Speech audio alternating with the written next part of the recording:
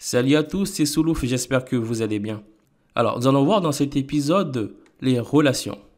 Et dans cette première partie, on va voir comment insérer les données en utilisant les relations entre les tables users et les tables post. Comme ça, ici, les articles appartiendront à des utilisateurs. Par exemple, ici, j'aimerais bien afficher que cet article a été publié par tel utilisateur et a été mis à jour à telle date. Alors, si vous ne connaissez pas c'est quoi les relations avec Laravel, pour ceux qui viennent du monde de PHP brut, les relations, c'est juste ce qu'on appelle les jointures.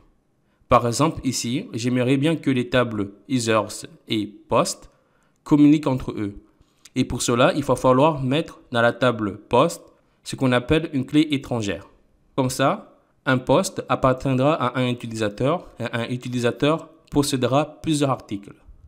Et pour faire cela, je vais d'abord aller dans la migration post et je vais rajouter une autre colonne de type unsigned et integer. Et là, je mets user underscore ID.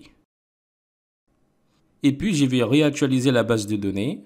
Je fais PHP artisan migrate refresh.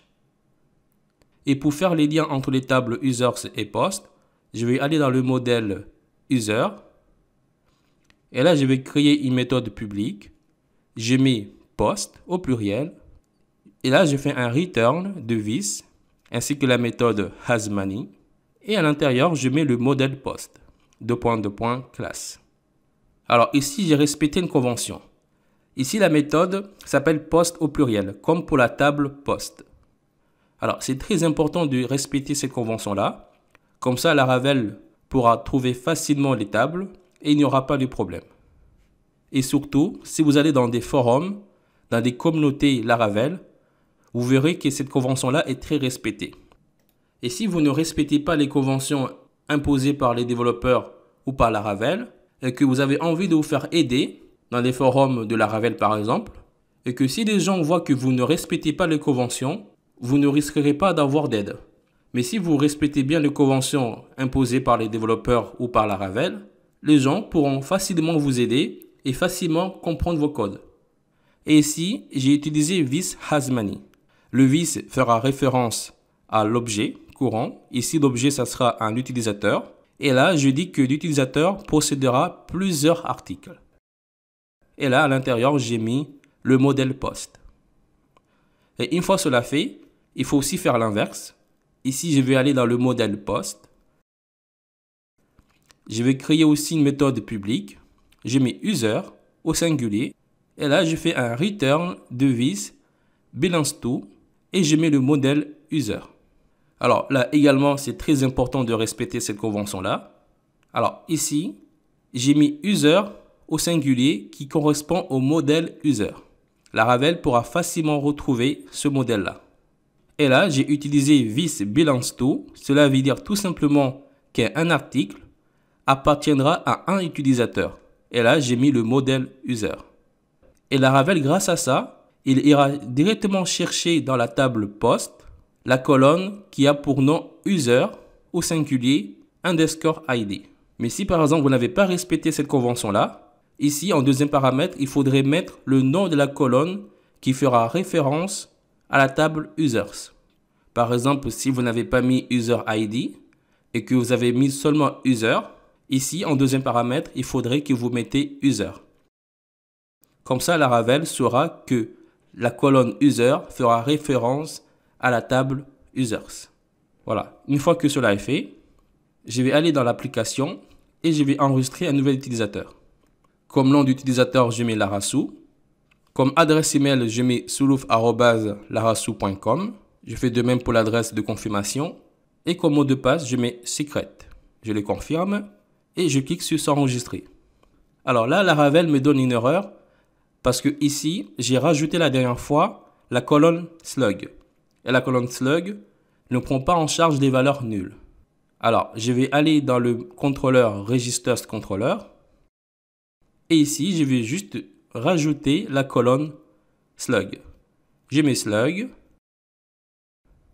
Et là, je mets la fonction string slug de Laravel. Et je mets request name. Très bien. J'actualise, il n'y a pas de souci. Et si je vais dans la table Users,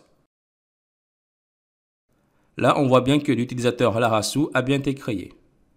Maintenant, je vais aller me connecter.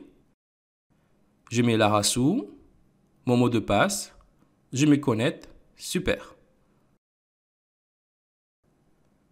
Et là, maintenant, je vais rajouter un article. Mais avant ça, je vais aller dans le contrôleur Post.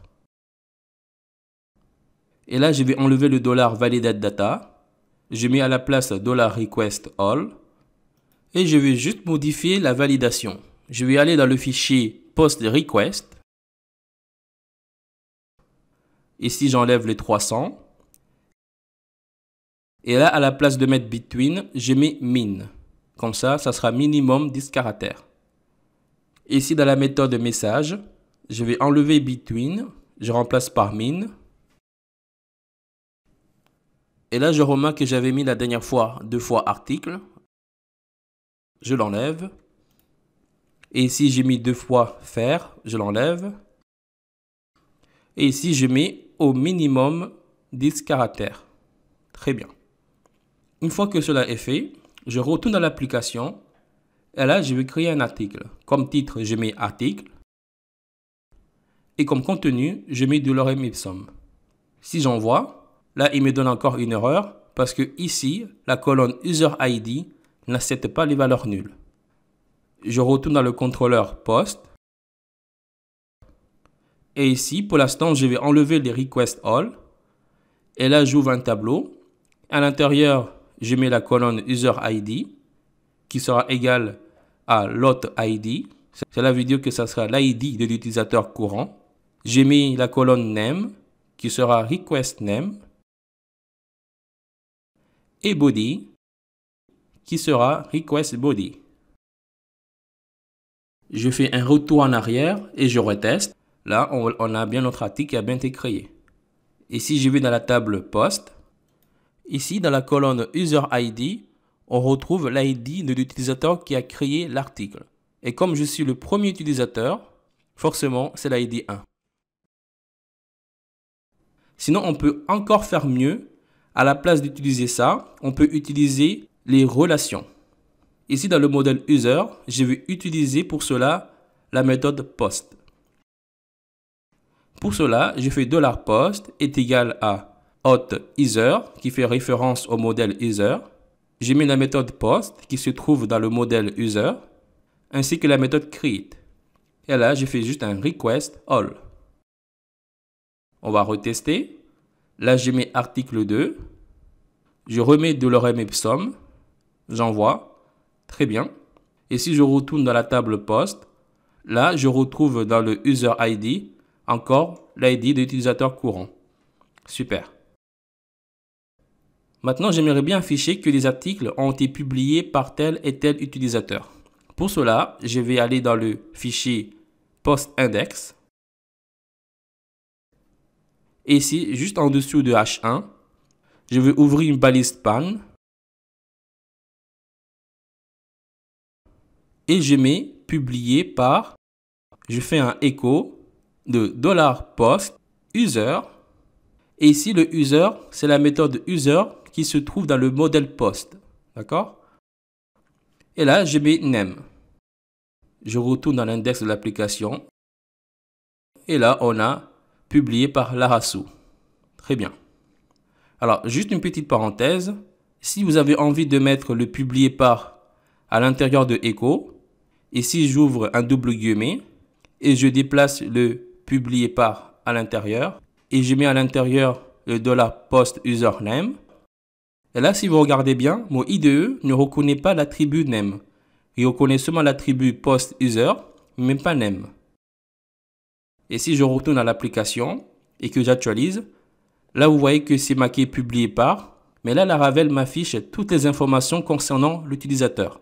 Et ce n'est pas ce qu'on nous on veut. On veut afficher le nom de l'utilisateur. Et ici, l'astuce, c'est de mettre tout ça entre accolades. Ici, j'ouvre l'accolade, je le ferme et je le mets à l'intérieur. Et là, vous voyez que l'IDE reconnaît l'attribut name. Et là, si j'actualise, vous voyez que c'est marqué publié par Larasu. Voilà, c'était juste une petite parenthèse pour éviter que vous ayez le même souci. Là, je vais juste remettre le publié par à l'extérieur et je remets juste un écho de la post username. Et là, je mets un virgule, le, ainsi que la date de publication. Je fais un écho de la post creed at. Et là, si j'actualise, vous voyez que la Laravel m'a récupéré la date en format brut. Et ce n'est pas ce que nous on veut. Pour cela, je vais utiliser les méthodes de Carbon. Ici, Carbon, c'est un package qui a déjà été ajouté par défaut dans la Laravel. Alors là, ici, si je descends, ici, je vais copier la méthode format localized.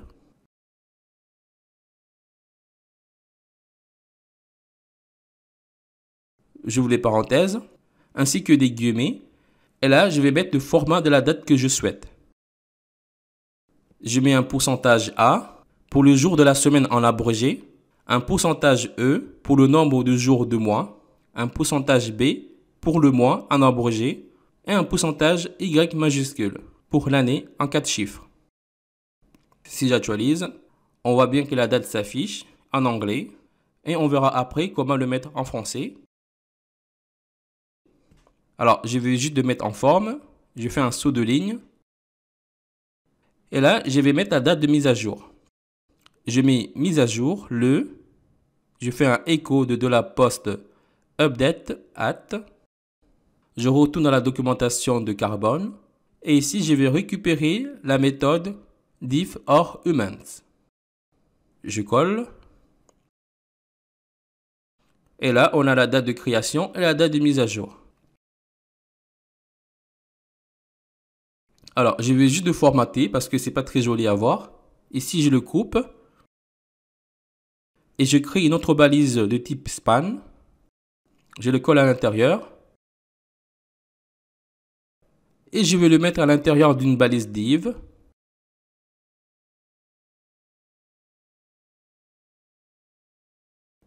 Et ici, j'ouvre l'attribut classe. Et à l'intérieur, je mets d-flex pour display flex. Ainsi que justify content between. Voilà, c'est très joli à voir comme ça. Maintenant, nous allons mettre les dates en français. Pour cela, si je retourne dans la documentation de Carbon, ici, Carbon nous propose soit d'utiliser la fonction setLocal de PHP, ou bien la méthode setLocal de Carbon. Je vais monter plus haut et je vais ouvrir une balise PHP, mais c'est vraiment déconseillé de faire ça, mais on va juste faire ça pour le test. Et là, je fais appel à la classe Carbon, ainsi que la méthode setLocal, et là, je mets fr. Et si j'actualise, ici, on a la date de création qui est toujours en anglais, mais la date de mise à jour est en français. Alors, ce que je vais faire, je vais utiliser la fonction setLocal de PHP. Et là, à l'intérieur, je mets en premier paramètre la constante lc underscore time. En second paramètre, je mets fr en minuscule, underscore fr en majuscule, point utf8. Et en troisième paramètre, je mets fr en minuscule. Alors, chez moi, c'est très important de faire comme ça, parce que si je mets juste fr, ça ne fonctionnera pas. La date sera toujours en anglais, et si je le mets en production, la date sera toujours en anglais. Alors, ça dépend des machines, mais chez moi, je suis obligé de faire comme ça, et je vous conseille aussi d'utiliser cette manière-là, comme ça vous ne risquerez pas d'avoir des soucis si vous utilisez votre site en local ou en production. Alors là, je réactualise. Là maintenant, on a notre date en français. Alors, ce que j'aimerais bien faire, c'est avoir les dates en français dans toute l'application.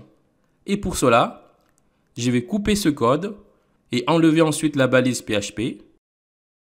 Et là, je vais aller dans le fichier App Service Provider.